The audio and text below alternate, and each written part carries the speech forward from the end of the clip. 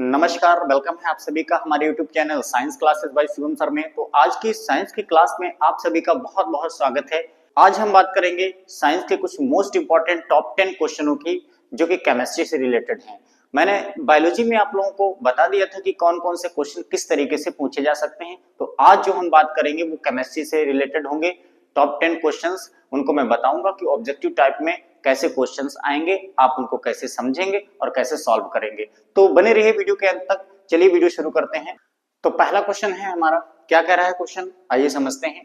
Question कह रहा है कि फिल इन द ब्लैंक्स में क्षार धातुओं और हैलोजन दोनों की विशेषताएं हैं। तो यानी जो ऑप्शंस दे रखे हैं इनमें से वो कौन सा ऑप्शन है जिसमें क्षार धातुओं और हैलोजन दोनों की विशेषताएं होती हैं। तो आइए समझते हैं। जो आवर्त सारणी में हाइड्रोजन तत्व होता है उसके पास एक ही इलेक्ट्रॉन होता है।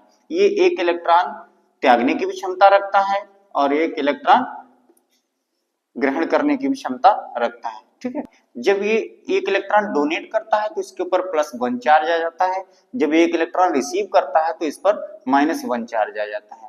ठीक है, तो जब ये +1 इस पर चार्ज होता है तब ये किसकी भांति कार्य करता है, धातु की भांति बिहेव करता है। ठीक है, और जब इसके ऊपर -1 चार्ज आ जाता है तो ये अधातु की तरह बिहेव करने लगता है। ठीक है, जब ये इलेक्ट्रॉन डोनेट करता है यानी त्यागता है तब ये धातु के रूप में बिहेव करता है, और जब ये इलेक्ट्रॉन रिसीव करता है यानी ग्रहण करता है तब ये अधातु के रूप में बिहेव करता है। जब ये धातु के रूप में होता है तो इसको हम क्या करते हैं, आवर्त सारणी के इस ब्लॉक में रखते हैं। ठीक है, और ये अधातु के रूप में होता है तो इसको हम क्या कहते हैं, हैलोजन कहते हैं। तो ये इसको हैलोजन कहते हैं। ठीक है, क्वेश्चन आपका क्या कह रहा था, फिल इन द ब्लैंक्स में क्षार धातुओं और हैलोजन दोनों की विशेषताएं होती हैं। क्षार धातुओं और हैलोजन दोनों की विशेषताएं हैं इसमें। किसमें, ये क्षार धातु की भी विशेषता है और हैलोजन की भी विशेषता है, इसीलिए आपका सही ऑप्शन क्या होगा, हाइड्रोजन। तो इसी प्रकार हमारा दूसरा क्वेश्चन है, क्या कह रहा है क्वेश्चन, आइए समझते हैं। क्वेश्चन कह रहा है रसायनज्ञ के लिए गणना की इकाई क्या है। ठीक है, तो पहला ऑप्शन है मोल, अणु, एनोड और ऋणायन।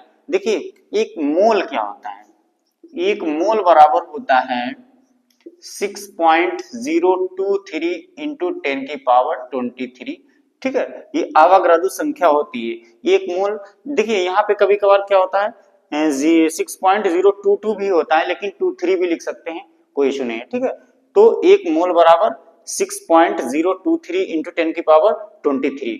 तो जैसे आपने देखा होगा कि एक एकड़ बराबर जमीन कितनी होती है, 5 बीघे। ठीक है, तो एक दर्जन बराबर कितना होता है, 12। जैसे मैंने कह दिया कि एक दर्जन केले तो उसमें 12 केले होंगे, एक दर्जन कॉपियां तो उसमें 12 कॉपियां होंगी। ठीक है, तो कभी कभार कह देते हैं एक नंबर में क्या होता है, 5 किलो। ठीक है, तो उसी तरीके से एक मोल बराबर क्या होता है, 6.023 इंटू 10⁻23 अवोगाद्रो की संख्या ये होती है। तो उसी प्रकार रसायनज्ञ जो है वो क्या करते हैं, उनकी गणना की एक इकाई क्या है, मोल है, तो वो मोल से ही गणना करते हैं। तो इसमें आपका सही जवाब क्या होगा, ऑप्शन ए यानी मोल। तो तीसरा क्वेश्चन है हमारा, क्या कह रहा है क्वेश्चन, निम्नलिखित में कौन सा एक भौतिक परिवर्तन है। ठीक है, तो रासायनिक परिवर्तन क्या होते हैं, पहले तो हम रासायनिक परिवर्तन समझ लेते हैं। रासायनिक परिवर्तन, ठीक है, रासायनिक परिवर्तन में क्या होता है, फल का पकना, ये भी एक रासायनिक परिवर्तन है। ठीक है, फल का स्वाद बदलना, ये भी एक रासायनिक परिवर्तन है। ठीक है, और तीसरा है पकना और रंग बदलना। ठीक है, रंग बदलना, फल का रंग बदलना भी एक रासायनिक परिवर्तन है। ठीक है, और फल का सड़ना, ये भी एक रासायनिक परिवर्तन है। तो क्वेश्चन आपका क्या कह रहा है कि निम्नलिखित में कौन सा भौतिक परिवर्तन है। ठीक है, तो अंगूर का किण्वित होना, ठीक है, तो वो क्या है, वो भी एक रासायनिक परिवर्तन है। और फलों का पकना, ये भी एक रासायनिक परिवर्तन है। तो बर्फ का पिघलना, ठीक है, ये रासायनिक परिवर्तन नहीं है। दूध से दही का जमना, ये एक रासायनिक परिवर्तन है।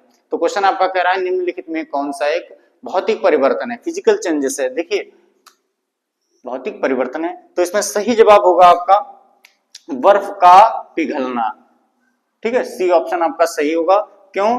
क्योंकि भौतिक परिवर्तन क्या होता है कि कोई वस्तु परिवर्तन के बाद पुनः अपनी पहली अवस्था में आ जाए तो उसको क्या कहेंगे? भौतिक परिवर्तन कहेंगे। जैसे बर्फ जो है वो पिघल रहा है, बर्फ पिघल करके पानी बनेगा, पानी फिर से जम करके बर्फ बन जाएगा। ठीक है, तो बर्फ ही पिघली थी और बर्फ ही बन गई है, तो ये कौन सा परिवर्तन हो गया है? भौतिक परिवर्तन हो गया है। तो इसमें सही जवाब आपका क्या होगा? ऑप्शन नंबर सी, यानी बर्फ का पिघलना। तो इसी प्रकार हमारा चौथा क्वेश्चन है। क्या कह रहा है क्वेश्चन? क्वेश्चन कह रहा है CH3CO में मौजूद कार्यात्मक समूह का नाम बताइए। यानी जो CH3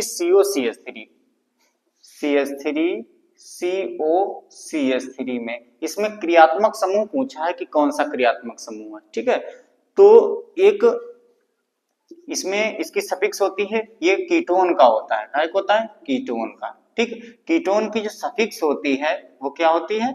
सफिक्स ऑन, यानी जिसमें ऑन लास्ट में लगा हो तो वो क्या होगी? कीटोन। तो इसमें ग्रुप है, कीटोन में कार्बोनिल ग्रुप होता है। कौन सा ग्रुप होता है? कार्बोनिल ग्रुप होता है। CO ग्रुप है कीटोन का। ठीक है, हाँ, तो अगर कहीं पे CO ग्रुप आता है तो समझ जाइए आप कौन सा ग्रुप है? कीटोन ग्रुप है। ठीक है, ऐसे CO दिया हुआ हो या ऐसे CO दिया हुआ हो। ठीक है, तो कीटोन में कौन सा समूह होगा? कौन सा कार्यात्मक समूह होगा? CH3CO इसमें कौन सा है? CO है। ठीक है, तो CO किसका है? पहला ऑप्शन है शराब यानी अल्कोहल का। अल्कोहल का होता है OH। ठीक है, और कार्बोक्सिलिक अम्ल का होता है COOH। और कीटोन का होता है CO। और एल्डिहाइड का होता है CHO। तो इसमें कह रहा है कि CH3CO में मौजूद कार्यात्मक समूह का नाम बताइए। तो इसमें कौन सा समूह उपस्थित है? CO उपस्थित है, यानी कीटोन वाला आपका सही जवाब होगा कीटोन। तो अगला क्वेश्चन है हमारा कि जल में अल्कोहल की घुलनशीलता किसके कारण होती है? देखिए, जो अल्कोहल में यानी शराब में ये यानी जो शराब होती है, शराब में जो जल घुलता है ये क्या है? अल्कोहल है, अल्कोहल। ठीक है, अल्कोहल में जब जल मिलता है, क्या मिलता है? H2O, पानी, ये घुलता है। ठीक है, किसके कारण घुलता है ये पूछा गया है। ठीक है, अल्कोहल का क्या सूत्र होता है? OH। ठीक है, तो कह रहा है कि जल में अल्कोहल की घुलनशीलता किसके कारण होती है? तो अल्कोहल का OH और जल का H2O होता है। ठीक है, जब अल्कोहल का H जल के ऑक्सीजन के साथ रिएक्ट करेगा तो ये हाइड्रोजन बॉन्ड बना लेगा। क्या बना लेगा? हाइड्रोजन बॉन्ड बना लेगा, जिसके कारण जो है जल अल्कोहल में मिल जाएगा। ठीक है, जो भी पैक बनता है तो वो किसके कारण बनता है? हाइड्रोजन बॉन्डिंग के द्वारा। ठीक है, जब अल्कोहल का हाइड्रोजन जल के ऑक्सीजन के साथ क्रिया करेगा तो वो हाइड्रोजन बॉन्ड बना लेगा, जिसके कारण जल जो है वो अल्कोहल में घुल जाता है। तो ये किसके कारण होता है? हाइड्रोजन बॉन्डिंग के द्वारा। तो सही जवाब आपका है ऑप्शन सी, यानी हाइड्रोजन बॉन्डिंग। ठीक है, तो जल में अल्कोहल की घुलनशीलता किसके कारण होती है? हाइड्रोजन बॉन्डिंग के द्वारा होती है। तो नेक्स्ट क्वेश्चन है हमारा क्वेश्चन नंबर 6। क्या कह रहा है क्वेश्चन? ब्यूटेनॉन कार्यात्मक समूह वाला एक 4 कार्बन यौगिक है। देखिए, ब्यूटेनॉन, ब्यूट माने होता है 4C। कितनी C होता है? ब्यूट माने होता है 4C। ठीक, ब्यूटेनॉन। अब इसकी संयोजकता पूरी कर लेते हैं। ब्यूटेनॉन यानी एक में ऑन है तो कहीं पे लगा सकते हैं हम, चलो यहीं पे लगा देते हैं, कीटोन ग्रुप। ठीक है, बैलेंस ही पूरी कर देते हैं। 3 और 1 4, 1 2 3, 1 2 3 4, तो यहाँ पे नहीं लगेगा। 1 2 3 4, 1 और 3 4। ठीक है, तो ये काहे का सूत्र है? ब्यूटेनॉन। ब्यूट माने 4C। ठीक है, तो इसमें ऑन का मतलब होता है कौन सा ग्रुप है? इसमें कीटोन ग्रुप है। तो इसमें क्या कह रहा है कि ब्यूटेनॉन कार्यात्मक समूह वाला एक 4 कार्बन यौगिक है। तो इसमें कार्बन देख लीजिए कितने हैं? 1 2 3 4। ठीक है, ब्यूटेनॉन, ब्यूटेनॉन, ऑन का मतलब कीटोन, सफिक्स क्या होती है कीटोन की? ऑन। तो CO, ठीक है, किसमें होता है? कीटोन में होता है। ऑन जिसमें लास्ट में निकले उसमें क्या होगा, ऑन। जानकारी के लिए बता दूं आपको कि कार्बोक्सिलिक अम्ल का सूत्र होता है COOH, एल्डिहाइड का होता है CHO एंड कीटोन का होता है CO और एल्कोहल का होता है OH। ठीक है, तो कीटोन की सफिक्स होती है ऑन, क्या होती है, कीटोन की सफिक्स क्या होती है, ऑन। जिसके लास्ट में ऑन निकले तो समझ जाओ कीटोन है। ब्यूट माने 4C और ऑन माने इसकी कीटोन की सफिक्स होती है। तो ब्यूटेनॉन कार्यात्मक समूह वाला एक 4 कार्बन यौगिक है। कौन सा है, कार्बोक्सिलिक अम्ल नहीं, क्योंकि कार्बोक्सिलिक अम्ल का सूत्र होता है COOH और इसकी सफिक्स क्या होती है, ओइक अम्ल। और एल्डिहाइड जो होता है उसका सूत्र होता है CHO। ठीक है, तो इसकी सफिक्स होती है अल। और कीटोन, कीटोन का सूत्र होता है CO और इसकी सफिक्स होती है ऑन। और एल्कोहल, इसका सूत्र होता है OH और इसकी सफिक्स होती है ऑल। तो इसमें क्या कह रहा है, ब्यूटेनॉन, ऑन कह रहा है, तो ऑन किसकी सफिक्स है, कीटोन की। कितने, ब्यूट माने 4C। ठीक है, इसमें कह रहा है कि 4 कार्बन यौगिक वाले, इसमें 4 कार्बन यौगिक हैं, 1 2 3 4। ठीक है, तो 4 कार्बन वाले यौगिक है ब्यूटेनॉन। तो इतना कुल मिला के ये समझ लीजिए कि जिसमें लास्ट में ऑन निकल रहा है तो ऑन किसकी सफिक्स है, कीटोन की। तो इसमें सही जवाब होगा आपका ऑप्शन नंबर C यानी कीटोन। ओके, तो नेक्स्ट क्वेश्चन है हमारा क्वेश्चन नंबर 7। क्या कह रहा है क्वेश्चन कि एलपीजी का मुख्य घटक है। ठीक है, एलपीजी का मुख्य घटक है। Option A ethene, option B butane, option C propane, option D pentane. यानी एथीन या एथिलीन एक ही बात होती है। एथिलीन जो है वो साधारण नाम है और एथीन जो है वो आईयूपीएसी नाम है। तो इसका सूत्र पहले हम जान लेते हैं क्या होता है सूत्र। तो आइए जानते हैं। एथीन, एथीन का सूत्र होगा C2H4, ब्यूटेन का सूत्र होगा C4H10 और प्रोपेन का सूत्र होगा C3H8, पेंटेन का होगा C5H12। ठीक है, तो ये सूत्र होते हैं। तो एलपीजी का मुख्य घटक क्या होगा, इसमें सही जवाब आपका क्या होगा, ब्यूटेन। क्योंकि एलपीजी में जो है वो 60% तक ब्यूटेन पाई जाती है। मैं ये नहीं कह सकता हूं कि इसमें और जो ऑप्शन है वो गलत है, जैसे प्रोपेन है, प्रोपेन भी पाई जाती है एलपीजी में, लेकिन इसमें सही जवाब होगा आपका ब्यूटेन, क्योंकि एलपीजी में 60% तक ब्यूटेन की मात्रा होती है। नेक्स्ट क्वेश्चन है हमारा क्वेश्चन नंबर 8। क्या कह रहा है क्वेश्चन, आइए समझते हैं। क्वेश्चन कह रहा है कि क्या होता है जब क्षार धातुएं नम वायु के संपर्क में आती हैं, यानी हवा के संपर्क में आती हैं। तो जब क्षार धातुएं वायु के संपर्क में आएंगी तो ऑक्साइड बनाएंगी। ठीक है, यानी अगर जैसे मान लीजिए नाइट्रोजन है तो वायु के संपर्क में आएगी तो नाइट्राइड बनाएगी। ठीक है, और ऑक्सीजन के संपर्क में आएगी तो ऑक्साइड बनाएगी, और क्लोरीन के संपर्क में आएगी तो क्लोराइड बनाएगी, और सल्फर के संपर्क में आएगी तो सल्फाइड बनाएगी। तो इसमें सही जवाब है आपका ऑप्शन बी, यानी ऑक्साइड का निर्माण करेगी। ठीक है, कोई भी क्षार धातुएं हैं, नम क्षार धातुएं हैं, तो वो ऑक्सीजन के साथ क्रिया करके क्या बनाएंगी, ऑक्साइड बनाएंगी। तो इसमें सही जवाब है आपका ऑप्शन नंबर बी, यानी ऑक्साइड का निर्माण करती है। तो अगला क्वेश्चन है हमारा।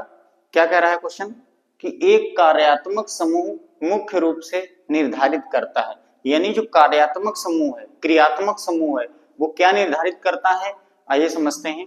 देखिए, कोई भी फंक्शनल ग्रुप है, क्रियात्मक समूह है। अब जैसे मान लीजिए एल्कोहल है, ठीक है, एल्कोहल का होता है, एल्कोहल का होता है OH।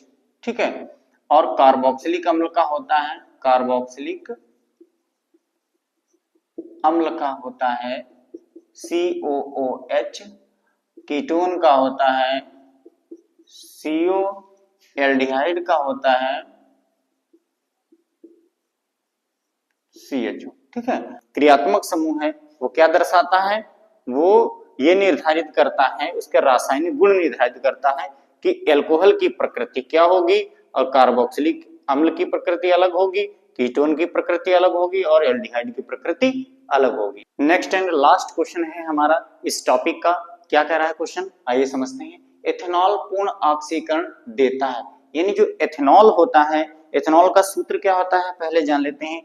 एथ माने 2C, एथनॉल, ऑल का मतलब एल्कोहल। ठीक है, एथेनॉल का जब ऑक्सीकरण होगा तब ये क्या करेगा, ऑक्सीजन के साथ योग करके क्या बनाएगा, CO2 और जल बनाता है। क्या बनाता है, CO2 और जल बनाता है। ठीक है, तो अब इसको बैलेंस कर लेते हैं। C इधर कितनी है, कार्बन कितने हैं, 2 हैं, इधर 1 है, 2 से गुणा करिए। ठीक है, तो अब इधर ऑक्सीजन हाइड्रोजन कितने हो गए, 5 और 1 6, इधर ऑक्सीजन इधर कितने हैं, 3 दूनी 6, हाइड्रोजन कितने हो गए, 6 हो गए। अब इधर ऑक्सीजन कितने हो गए, 2 दूनी 4, 4 और 3 7, और इधर कितना है, 1 है, तो 6 की कमी है, तो 3 दूनी 6, 6 और 1 7, ऑक्सीजन कितने हो गए, 7। अब बराबर हो गई है अभिक्रिया। तो यानी जो एथेनॉल है, एथेनॉल ये ऑक्सीकरण जब इसका होगा ऑक्सीजन के साथ योग करके क्या बनाएगा, CO2 और जल बनाएगा। तो इसमें सही जवाब आपका होगा ऑप्शन नंबर बी, यानी CO2 और जल बनाएगा। तो उम्मीद करता हूं आज की वीडियो आपको अच्छे से समझ में आई होगी। फिर मिलते हैं एक नई वीडियो के साथ, तब तक के लिए have a good day. Thanks for watching science classes.